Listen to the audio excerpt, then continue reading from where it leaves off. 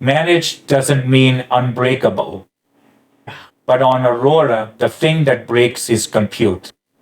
Your data sits in a separate storage service that the instance failure never touched.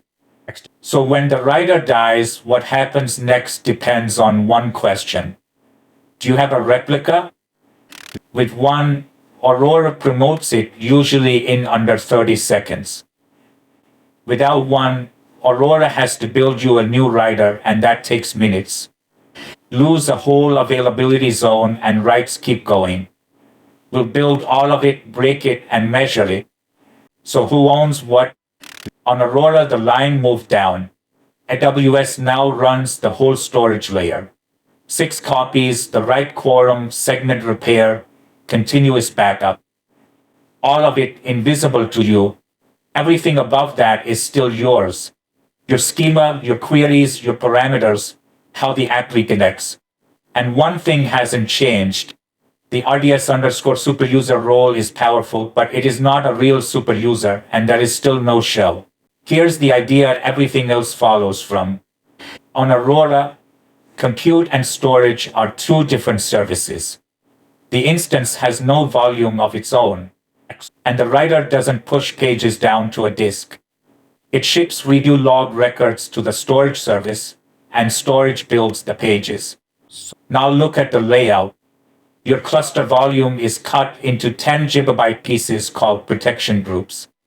Every one of those pieces is stored 6 times. 2 copies in each of 3 availability zones. Not 6 copies of your database. 6 copies of every slice. 6 copies buys you a specific guarantee, so let's be precise. A write is acknowledged when 4 of the 6 copies have it. A read needs 3. Now lose an availability zone. 2 copies are gone, 4 left, and 4 of 6 is still met. Your writes never stop. Lose that zone plus 1 more copy and you have 3. Still readable, still reparable, but no longer writable. That's the honest stage. And repair happens per 10 gigabyte segment from the surviving peers in parallel. Notice what you never configured. There is no volume type, no size, no provision throughput. The cluster volume grows on its own in 10 gigabyte steps up to 256 terabytes. Most articles still say 128, and that number is out of date. And unlike RDS, this volume shrinks. Dynamic resize hands space back after you delete data, which is something RDS storage has never done. Let's create it. And the first difference is the API you call. On RDS, you create a DB instance. On Aurora, you create a cluster, and then you create instances inside it. Engine Aurora PostgreSQL. Notice there is no storage size field anywhere on this page, but there is a choice that decides your bill. Aurora standard charges you per storage request. IO optimize doesn't and costs more per hour. We'll come back to that. Your subnet group needs at least 2 availability zones. Use 3 where you can. Aurora storage keeps 6 copies across 3 either way. Networking is the same discipline as any production database. The cluster sits in private subnets, and that subnet group has to span at least 2 zones. The security group allows 5432 from your application only, never from anywhere. Force TLS with the cluster parameter, and verify the certificate from the client. IAM authentication gives you short-lived tokens instead of stored passwords. And public accessibility stays off. Now prove it. Connect to the cluster endpoint with verify full so the certificate is actually checked. Ask the server whether it's in recovery.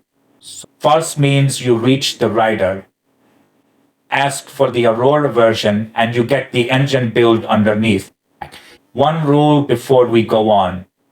There is an instance endpoint for every instance, and it must never appear in your application config. Aurora splits parameters into 2 groups, and that trips people up.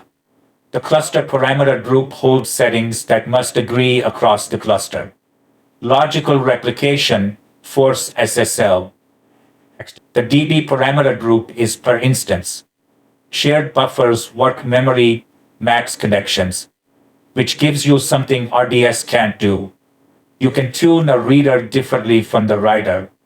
Static parameters still need a reboot to take effect. Serverless version 2 changes how you buy compute. Capacity is measured in Aurora capacity units. 1 unit is roughly 2 gigabytes of memory plus matching CPU and network. You set a floor and a ceiling, and Aurora resizes in place in seconds with no failover. It can go all the way down to 0 on recent PostgreSQL versions and pause. But be honest about the trade. Waking up costs about 15 seconds, and at steady load, this is more expensive than a provisioned instance.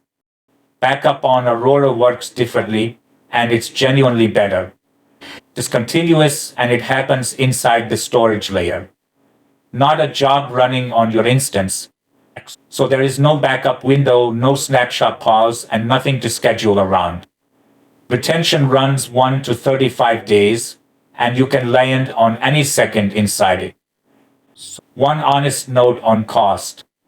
You're billed on how much the volume changes. So a write-heavy database is expensive to keep for 35 days.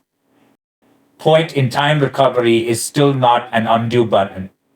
And on Aurora, there's an extra thing to understand. Restore doesn't rewind your cluster. It builds a new one. New volume, new writer, new endpoints. Which means your application is pointed at the old cluster until you move it. Check the earliest restorable time before you promise anyone anything. And you choose the storage billing mode again at restore. 2 things here, and one of them is a warning.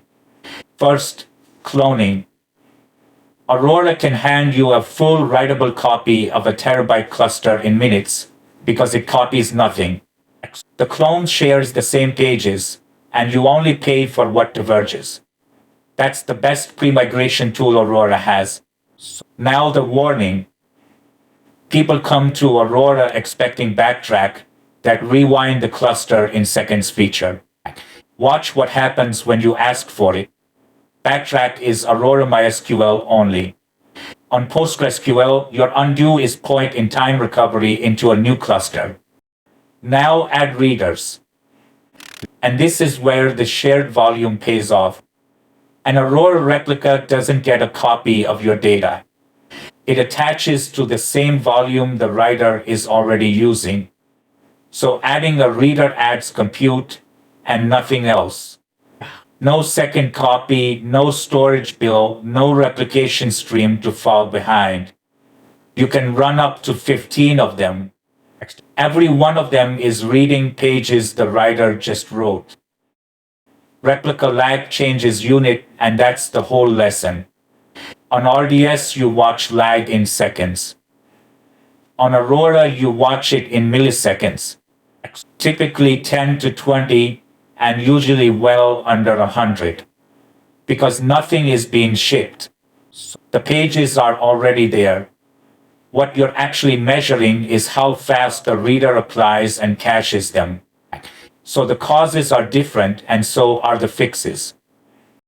Aurora gives you 4 kinds of endpoint, and each has one job. The cluster endpoint always points at the writer. The reader endpoint spreads connections across your readers. Custom endpoints let you name your own subset of instances. And instance endpoints are for debugging only. Let's prove the reader is read-only. Ask it whether it's in recovery, and it says true. Try to insert, and PostgreSQL refuses because it's a read-only transaction. One warning about the reader endpoint. It is not a load balancer. It is DNS, and it round-robins per new connection. It never rebalances the connections you already have. So a long-lived pool resolves once and can pin every single connection onto one reader. 3 readers, and one of them is doing all the work. Custom endpoints isolate reader groups. The real fix is recycling connections or an RDS proxy endpoint. When the writer dies, Aurora promotes a reader. And because the volume already holds every acknowledged commit, promotion isn't data recovery. It's a role change plus a cache that has to warm up. Which reader wins? You decide with promotion tiers 0 through 15. Lowest number wins. If two readers tie, the larger instance wins. So set them deliberately. Otherwise, Aurora will happily promote your smallest analytics reader into production. Let's simulate a writer failure. One command triggers the failover. Watch the probe. Writes fail for a few seconds, the cluster endpoint moves, and the promoted reader starts taking writes. AWS documents under 60 seconds, and often under 30 when a replica is there to promote. Every acknowledged commit survived, and here's why. The volume was never in doubt. 4 of 6 copies had every one of those commits before the writer died. In-flight transactions still aborted. The old writer comes back as a reader. Now the same test on a cluster with one instance. No reader, so nothing to promote. Watch how different this is. Aurora has to provision a replacement writer, and that is minutes of downtime, not seconds. AWS documents that replacement as typically under 10 minutes. So be clear about what you're buying. Fast failover comes from having a promotable reader, not from Aurora by itself. Now let's simulate losing an availability zone and watch the promise from earlier hold. 2 of the 6 copies are gone. 4 of 6 is still the right quorum, and look at the probe. Not one failed write. Meanwhile, the volume rebuilds the missing segments from surviving peers 10 gigabytes at a time in parallel. That's why recovery is minutes and not hours. The blast radius of a bad disk is 1 segment. Everything so far has been one region. Aurora Global Database extends the same trick across regions. The storage layer replicates, not the engine, so there's no logical replication to break. You get up to 10 secondary regions, 16 readers in each, and lag that's typically under a second. A planned failover is managed and loses nothing. An unplanned promotion is faster, but you accept a small gap. Secondary regions are read-only. Write forwarding sends their writes to the primary. And you pay for a second region you hope never to use. RDS Proxy works with Aurora, and it does 2 useful things. It pools connections so thousands of clients become a handful of database sessions. And it gives you read-only proxy endpoints that route to your readers. Use it mainly for connection management. But don't dismiss the failover benefit. It bypasses DNS caching and holds application connections to a promotion. Here's the proxy failure mode nobody warns you about. Multiplexing only works while a session stays clean. The moment a client does something session-specific, the proxy pins that connection to one backend and stops sharing it. Set a parameter, prepare a statement, create a temp table, listen on a channel, take a session advisory lock. All of those pin. Watch pinning climb and your effective pool collapses. PostgreSQL has no pinning filters to turn this off. What you watch on Aurora is different because some of these numbers are money. Volume bytes used is your storage bill. Volume read and write counters are your request bill if you're on standard. Aurora Replica lag in milliseconds. Capacity unit utilization if you went serverless. And the buffer cache hit ratio, which on Aurora is not just latency. The cache miss is a billable read. Shared buffers is now a cost parameter. Minor version upgrades try something clever called zero downtime patching. Aurora waits for a quiet moment, preserves your connections, and swaps the engine underneath them. When it works, nobody notices. But read the words best effort carefully. A long-running transaction, open temporary tables, an active logical replication slot. Any of those, and Aurora falls back to an ordinary restart. So you can plan for probably zero downtime. You cannot promise zero. Major version upgrades are a different problem, and Aurora has a good answer. A blue-green deployment clones your cluster, upgrades the copy, and keeps it in sync with logical replication. You test the green cluster properly with real traffic shapes for as long as you like. Then you switch over and AWS documents that as typically under a minute. Your endpoints follow.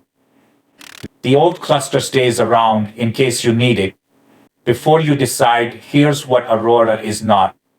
There is no operating system and no shell. RDS_superuser is not a superuser. You get the extensions AWS supports and no others. There is no backtrack on PostgreSQL, so no rewind. There are no storage knobs at all. No volume type, no throughput setting, no file system, so your only lever is doing fewer reads and writes. Max connections is bound by a formula on instance memory. And nothing here protects you from a delete you wrote yourself. Now the part that decides whether Aurora fits. Compute is the obvious line, and readers multiply it. Storage is per gigabyte of what you use. And then there are requests. On Aurora Standard, every storage read and write is metered, and that line has no ceiling. A plan that flips to a sequential scan now costs you money every time it runs. I/O optimized removes that risk. You pay about 30% more per hour and no request charges. Once requests pass about a quarter of your Aurora spend, switch and know the direction. Dropping back to standard is available anytime. Going the other way is once every 30 days. So here's the checklist. 1 volume, 6 copies, 3 zones. At least 1 replica, or you don't actually have fast failover. Promotion tiers set on purpose. Endpoints routed properly with custom endpoints for analytics. Clone before you migrate, and remember there is no rewind. And pick your storage billing mode deliberately. Then 3 questions decide Aurora against RDS. How available does this need to be? How much read scale do you need? And how predictable does the bill need to be?